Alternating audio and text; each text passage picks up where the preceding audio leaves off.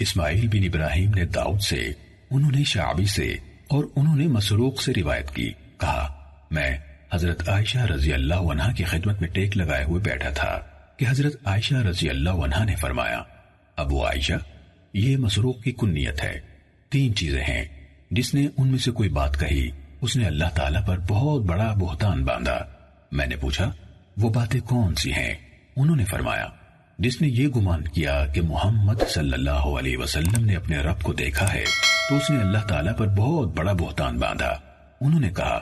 میں ٹیک لگائے ہوئے تھا، یہ بات سنتے ہی سیدھا ہو کر بیٹھ گیا اور کہا ام المومنین، مجھے بات کرنے کا موقع دیجیے اور جلدی نہ کیجیے، کیا اللہ تعالیٰ نے یہ نہیں کہا؟ بے شک انہوں نے اسے روشن کنارے پر دیکھا، اسی طرح اور آپ صلی اللہ علیہ وسلم نے اسے ایک بار اترتے ہوئے دیکھا۔ حضرت عائشہ رضی اللہ تعالی عنہا نے فرمایا، میں اس امت میں سب سے پہلی ہوں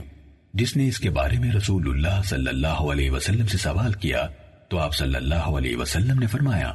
وہ یقیناً جبرائیل علیہ السلام ہے، میں انہیں اس شکل میں جس میں پیدا کیے گئے 2 دفعہ کے علاوہ کبھی نہیں دیکھا۔ ایک دفعہ میں نے انہیں آسمان سے اترتے دیکھا، ان کے وجود کی بڑائی نے آسمان و زمین کے درمیان کی وسعت کو بھر دیا تھا۔ پھر ام المومنین نے فرمایا، کیا تم نے اللہ تعالیٰ کا فرمان نہیں سنا؟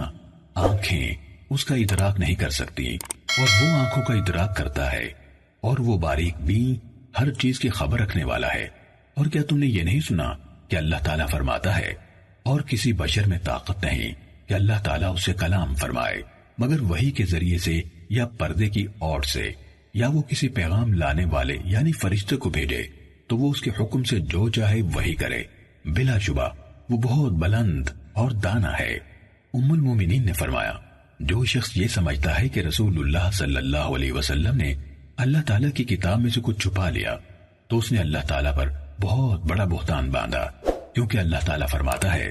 اے رسول پہنچا دیجئے جو کچھ آپ کے رب کی طرف سے آپ پر نازل کیا گیا، اور اگر بالفرض آپ نے ایسا نہ کیا تو آپ نے اس کا پیغام نہ پہنچایا یعنی فریضہ رسالت ادا نہ کیا۔ اور انہوں نے فرمایا، اور جو شخص یہ کہے کہ آپ اس بات کی خبر دے دیتے ہیں کہ کل کیا ہوگا تو اس نے اللہ تعالیٰ پر بہت بڑا جھوٹ باندھا، کیونکہ اللہ تعالیٰ فرماتا ہے، اے نبی فرما دیجئے کوئی ایک بھی جو آسمان اور زمین میں ہے غیب نہیں جانتا سوائے اللہ کے۔ صحیح مسلم حدیث نمبر 439۔